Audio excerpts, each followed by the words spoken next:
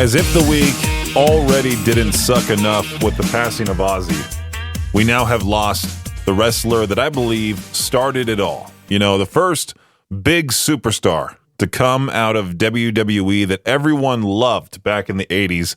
Hulk Hogan passed away this morning at 71 years old. I received a Snapchat from my homie Bryson. He was recording his TV for some reason, and then he zoomed in, and it was some news source that was playing the clip of Hogan at the Trump rally, ripping his shirt off to reveal just a Trump shirt beneath it. And the bottom of the screen said Hulk Hogan dead at 71. And again, it was one of those moments where I gasped. I didn't want to believe it. Immediately, that dreadful article pops up when I Googled Hulk Hogan. That dreadful TMZ headline that nobody wants to read about their favorite celebrity. Hulk Hogan dead at 71. He was taken from his Clearwater, Florida home in a stretcher. From the details, it seems to be cardiac arrest. So, you can find that article on the K-Bear page. I also posted it in the K-Bear group on Facebook, K-Bear 101, Idaho Rock and Metal. It really does suck because all this time, I thought for some reason I would be able to get this tiny Hulk Hogan statue that I've had for, 20 years now. I think I've had it since I was 8 years old. I received it as a Christmas gift from my parents. I talked about it when I broke the news earlier this morning on the air at around 10 a.m. that my parents, back when I was 8, saw that I had a Hulk Hogan action figure. Back then, I collected WWE action figures. And so they saw that. They somehow went into a store. I don't exactly know the store's name, but they found this place that had statues of various athletes. Not like big statues. They're 2.5, 3 feet tall. They're quite cool. They had different ones, and they saw the Hulk Hogan one, and they bought it for me. And all this time, I was hoping that maybe one day I could meet the legend himself and have him sign it. And, that unfortunately can no longer happen. I was wanting to honestly fly out to his Hogan's Beach shop in Florida and meet him there and be like, yo, Hulk, and, just hand him the statue. Could you please sign this? I saw him in 2005 at WrestleMania 21 when they went Hollywood, when they were at the Staples Center at the time. Now it's the Crypto.com arena. It was one of those weird storylines where Muhammad Hassan, the wrestler, attacked Eugene. Eugene, out of all wrestlers. If you know about Eugene, he's like this dumb, funny, childlike character. You couldn't really have a character like him or Muhammad Hassan now, but Muhammad Hassan had him in the camel clutch, as they call it, and Hulk Hogan came out as the Patriot, as the giant Hulkster that he is, and, took care of him, beat up Muhammad Hassan, rescued Eugene. It was a crazy moment that I was in the same building as Hulk Hogan. May he rest in peace. 71 years old, still feels incredibly young. I was thinking about it last night with my parents, my mom, and my dad. My dad's about to turn 60 on September 2nd, and to think 71 is only 11 years away for him makes me want to call him every single day, even more so. Call him like all the times that I can, just to be like, hey, you're great and all that. But yeah, rest in peace to Hulk Hogan. We'll continue on with the show just like usual. I just wanted to kick it off with Hulk Hogan's old theme song, one of my favorite theme songs of all time. I don't care if it wasn't heavy enough for K-Bear.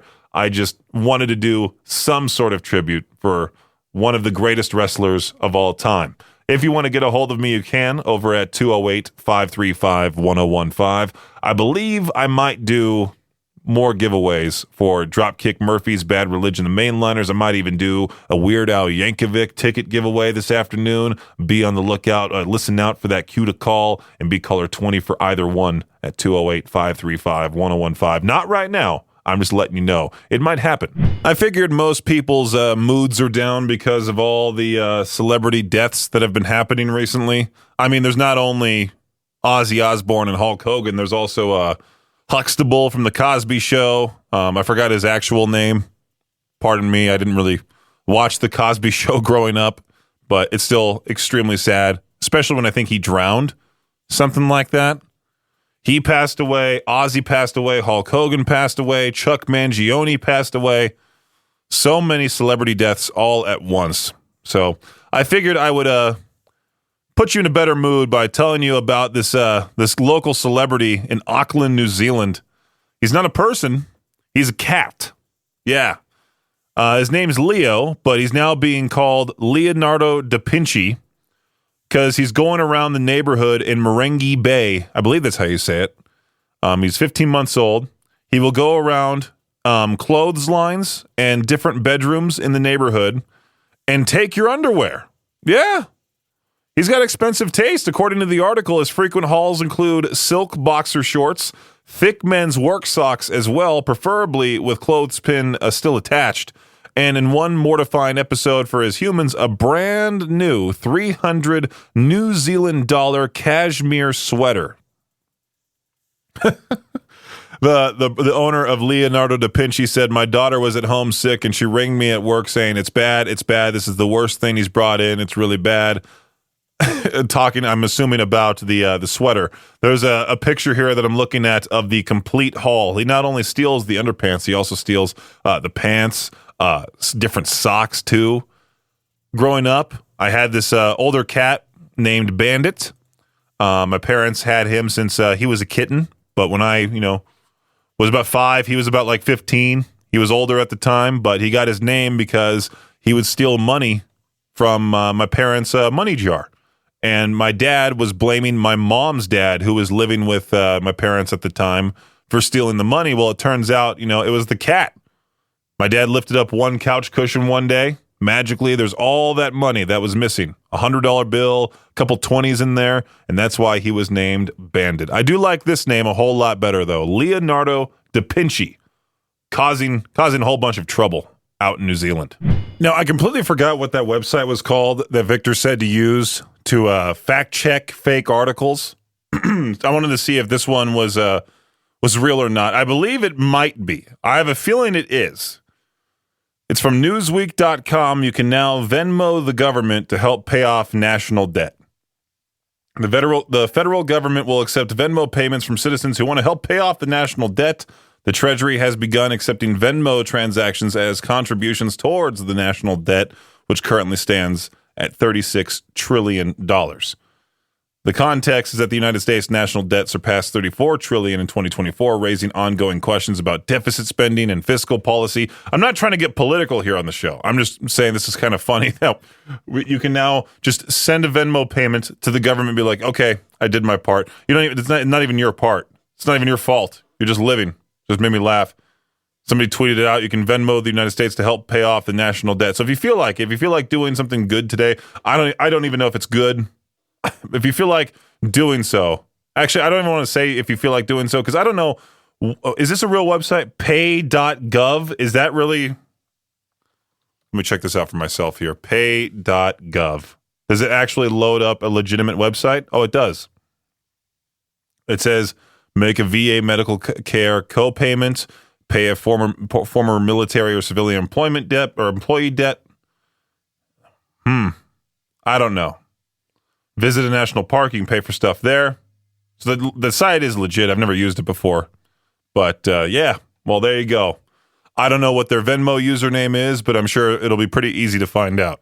Peach's Pip Party on K-Bear 101. You see a story like this, and you never want your dog to kiss you ever again. A woman has died after a dog licked her wound, a court has heard. Her name's June Baxter. Her name was June Baxter, 83 years old. She cut her leg after falling from her commode. What the heck is a commode? Hold on. Copy, paste, commode, definition. A piece of furniture containing a concealed chamber pot, a chest of drawers. Okay. Oh, so it's like an old chest type thing. But apparently the dog licked her wound. And the next day she felt unwell. It was taken to the hospital. And then there was like some sort of bacteria commonly found in the mouths of animals that was on her wound. And then she died from septic shock. Secondary causes of death include kidney, liver, and heart conditions. So she wasn't in the best of shape, but still. I would almost say this is false advertising. Woman died from dog lick. She was 83 years old. 83, lived a really long life. I know, but sucks that, now she's being labeled. Now her way out was a dog licking her wound, just trying to be nice. That's all. Well, a 12-year-old little leaguer from New Jersey named Marco Rocco. Is that really his name? Marco Rocco? He was ejected from a playoff game after flipping his bat in celebration of a home run, making matters worse. League officials, citing horseplay and safety concerns, also suspended Rocco for one more game, which happens to be the upcoming state championship game. His father, Joe Rocco, is challenging the move in court and has requested an emergency temporary restraining order to try and reverse the suspension. Colorado Rockies first-round draft pick Ethan Holiday, who happens to be the son of Rocky star Matt Holiday, just agreed to a $9 million signing bonus. That's the biggest bonus received by a high school player in draft history, and the fourth biggest of all time. Holiday beat the mark previously held by his brother Jackson, who got $8.19 million when he signed with the Orioles in 2022. It seems having a dad in the big leagues certainly helps when teams are looking for future stars in the draft, and also helps a bit when signing that first contract.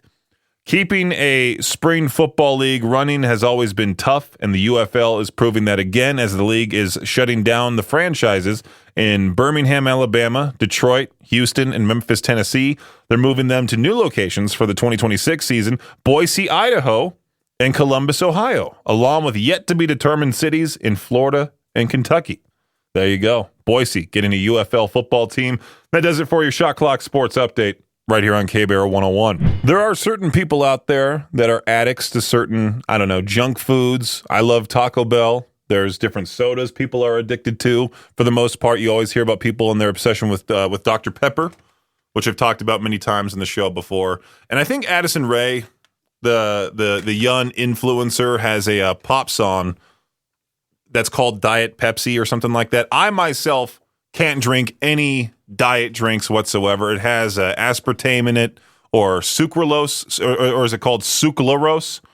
I forgot which one it is, but apparently that messes with my nerve endings, so I can't have soda like that.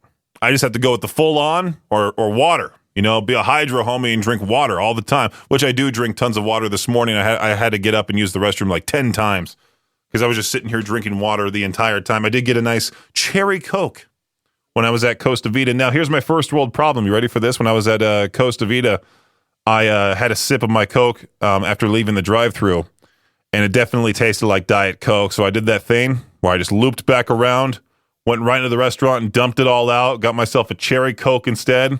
I know, I had to get out of my car to get the soda that I wanted. The reason for me talking about this is because Fat Joe, he's no longer really fat. He was just nicknamed that way back in the day. He's lost weight, and you can't really call yourself Skinny Joe. I mean, you could, but it's not necessarily the same. You've already built the brand as Fat Joe, but he's looking to be the king of Diet Pepsi. Apparently, he says he drinks between 30 to 40 cans of Diet Pepsi per day. I guess he was on this podcast where he was talking about it, and the hosts were very concerned, and he was like, I don't care. I drink too many Diet Pepsis. Very, very much I got a problem. 30 to 40 a day is what he said. And then he said, let me tell you something. If I went to the doctor and they told me, yo, you have a problem due to Diet Pepsi, I got to take that on the chin.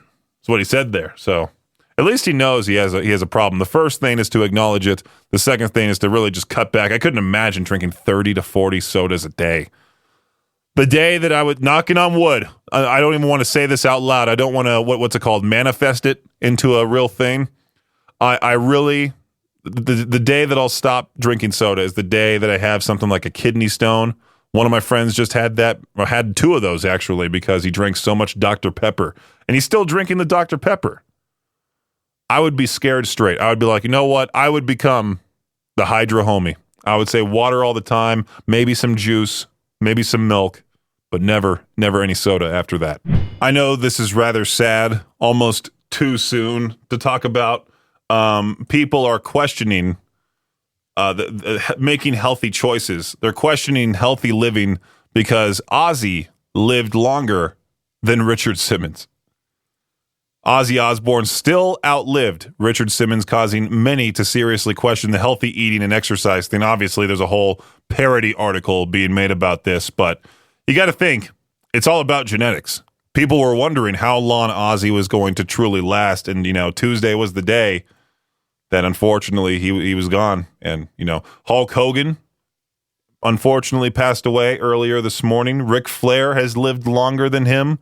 Keith Richards has lived longer than him. Clint Eastwood. One of the comments on this whole thing says, no one wants to admit it. It's all about genetics. It is literally all about genetics. And it truthfully is. 100%. You can still take care of yourself. But also, you got to think, doing this whole, outliving each other thing's kind of bogus, because what if, the healthiest person on planet Earth gets run over by a car or gets shot, something like that, Not necessarily the best way to. You got cut short. You can't say, well, that person lived longer compared to that person. You just gotta. I don't know where I'm going with this. I just saw the headline and people were saying, Ozzy lived longer than Richard Simmons, which means I can do drugs, things like that. Please do not. All right, don't develop that horrible habit. Hey, if you think you look like Adam Sandler, or you have that one friend that kind of looks like him, maybe just let him know, hey, you should fly to New York tonight and see if you can win this Adam Sandler lookalike contest they're doing to celebrate the release of the movie Happy Gilmore 2, which comes out tomorrow, I believe, or technically tonight at 10 p.m. I don't know how it works with movie releases. I know with music, every Thursday night at 10 p.m. on the dot, I start getting a barrage of emails being sent my way of hey, this track just came out. You should play it. And it's usually most exciting around that time because you get to see what all has come out. I look on streaming, see all the release radar playlists and new music, all new metal playlists come out, and see what I've missed out on. Well, Adam Sandler's lookalike contest coming to Vesuvio Playground in New York City tomorrow. Contestants are encouraged to channel their inner Sandman by wearing oversized tees, baggy shorts, and be ready with a Billy Madison impression. The winner will walk away with what I think is a kind of a letdown of a grand prize, a bag of pickles, a Happy Gilmore 2 hockey putter, and most importantly, what it says here, bragging rights. There's no cash involved. Just the Happy Gilmore 2 hockey putter that you can say, hey, yeah, I won this Adam Sandler lookalike contest, and now this is hung above my mantle, hung above my fireplace. And then they also gave me a bag of pickles. No money, really. Kind of a letdown, but that seems like something Adam Sandler would do, to be quite honest with you. K-Bear 101, it is Peach's Pip Party. I was sitting here wondering, when was the last concert I was at? And then I realized, oh yeah, it was Cody Jinks not that long ago. For some reason, I was thinking that it was Disturbed back in February at the Ford, Idaho Center. I'm like, was that really the last concert I was at for the year? But then I realized also that Tuesday next week, I'm hopefully going to be in Salt Lake City at the Scene Queen Deadlands show. I know most people are not familiar with those bands, but Deadlands, Casey Carlson, she is more so. I don't want to necessarily call her an influencer, but I want to say she does more TikToks of her covering different tracks, but she's also in her own band called Deadlands. I've had her on the show before, and she is awesome, and she's an up-and-comer in the game as well, so it's cool to help out, help support, spread the word about these up-and-comers in the rock and metal scene. So I'll be seeing Scene Queen and Deadlands next Tuesday, hopefully at the Soundwell down in Salt Lake, and then Friday, a week from tomorrow, I'm going to be in Pocatello, hopefully, for the Dropkick Murphy show with Bad Religion, the mainliners. We're wrapping up our ticket giveaway for that show this week. Listen out for that cue to call. And then shortly after that, a week after that show, is going to be Weird Al, which I think I also am hopefully going to attend. So there was a little bit there where there was hardly anything, and then all of a sudden 3 concerts within the span of 2 weeks, and I'm excited for it. If you want to go to any show, check out our concert calendar available to you at riverbendmediagroup.com/calendar. I am very excited for what's to come in August. I'm going to try my best to go as many as I can, but also at the same time, I'm planning my trip to go back home to celebrate my 29th birthday on August 29th and go back to California, spend it with my family, spend some time with my dad because he'll be turning 60 on September 2nd. So, yeah, I'll be doing a whole California getaway towards the tail end of summer. But I will try my best to go to as many concerts as I can this year. riverbendmediagroup.com/calendar. Hopefully, I will see you at shows in the future. I wish I went to go see this person, Poppy, in Salt Lake City. Here's the cost of giving up. Earlier today, on Tuesday, I interviewed Molly, the lead singer of Living Dead Girl, and that was also the day where Ozzy passed away. Then today, I was scheduled to interview Speed of this band called Silver Tongue, and sure enough, Hulk Hogan passes away this morning. I'm kind of afraid to go do another artist interview. I'm real worried. I just shared a clip to Justin from 105 The Hawk. We're both wrestling fans. You know, he's much more familiar with the more old school wrestlers, and I shared a clip of Ric Flair crying over Hulk Hogan's death. It's truly tragic to see. But Ric Flair, man, he's not looking good at all. And there was somebody in the K-Bear group when I posted about I posted about Hulk Hogan's death in the K-Bear group, and somebody said, "Be on the lookout for Phil Collins next." And I agreed with somebody replying to him saying, "Hey, don't you dare! I shut your mouth. I can't." I would be extremely sad, devastated to hear about the passing of Phil Collins, one of my all-time favorite classic artists there. We've lost a lot this week. I'm hoping that we don't lose any more, and I just want this week to be 100% over with. So I was sitting here just scrolling Reddit, trying to find anything to really talk about. It's one of those slower news days. I could continue talking about the passing of Ozzy and Hulk Hogan because it's literally every single post on my feed. Also, there were some other passings as well that kind of gotten overlooked because of Ozzy and Hulk Hogan. Rest in peace to those as well, like Chuck Mangione and all of that. But I was scrolling and I came across this subreddit called r/anti-consumption. And this person was bragging, talking about how they have 0 Labubus. I still really don't know what the heck those are. 0 episodes of Love Island watched, even though one of my, not necessarily friends, just more so a classmate from high school was on that show. I still didn't feel the need to watch it. I'm not necessarily a fan of trashy reality TV. I don't know, something about it. And then 0 Dubai chocolate products ingested. I was just at Costco yesterday, and I saw a box of those Dubai chocolate bars, and I was going, what is drawing people to these? Are they just that tasty? Do they have pistachios in them? Do I need to spend $18 on a box of these, chocolate ice cream bars when I could go to some place like Winco and get, I don't know, maybe like a whole bunch more for less money? And the older I get, the more I think about like all the useless crap I used to buy, like those, so I have like 7 Funko Pops. I didn't buy a single one of them. They've all been gifted to me. No, I take that back. I bought one years ago, back when I was a diehard fan of Five Finger Death Punch. I bought Knucklehead, the mascot of the band. But all the rest I didn't buy. I was gifted those Funko Pops, and I'm sitting here like, those things are just dust collectors. They're DCs. What I like to call them, and I kind of want to get rid of them. I kind of want to just ship them to my friend Cryo, who lives in Southern California. Every single time I go on Discord with him, his collection grows and grows and grows behind him because he turns on his camera, and I see all these Funko Pops like he's a part owner of the brand right behind him. So I'm like, you know what? If I were to ship those to him, they would go to a great cause. Is Love Island really worth watching? If you want to message me on social media, please feel free to do so. Let me know your review, or let me know your review on the Dubai chocolate products as well. Just let me know at Brendan Peach, or message the K-Bear page, or even use the K-Bear app. Tap the mic icon there. Let me know. Dozens of peacocks and peahens. Is that really what you call female peacocks, peahens? You learn something new every day. They have dozens of these peacocks and peahens have gone missing from a hotel in Sacramento. And authorities are suspecting foul play. No, it all started when a guest at the Ride Hotel spotted 2 men loading a peacock into a cage on the back of a pickup truck. That tip led staff to do a head count, and they were stunned to find only 4 birds remained. David Nielsen, the hotel's general manager, says the staff is heartbroken. The colorful birds were a big part of the historic hotel, and guests enjoyed seeing them just strut around the grounds. Authorities are investigating the case as a property crime. And with male peacocks, they're valued at around $2,000. Peahens at $1,000. This is no small loss. Since the news broke, the hotel has received calls with tips and sightings, including rumors of neighbors suddenly showing off new peacock pets. How stupid, right? Hey, I got this new peacock I just bought from this guy in a van.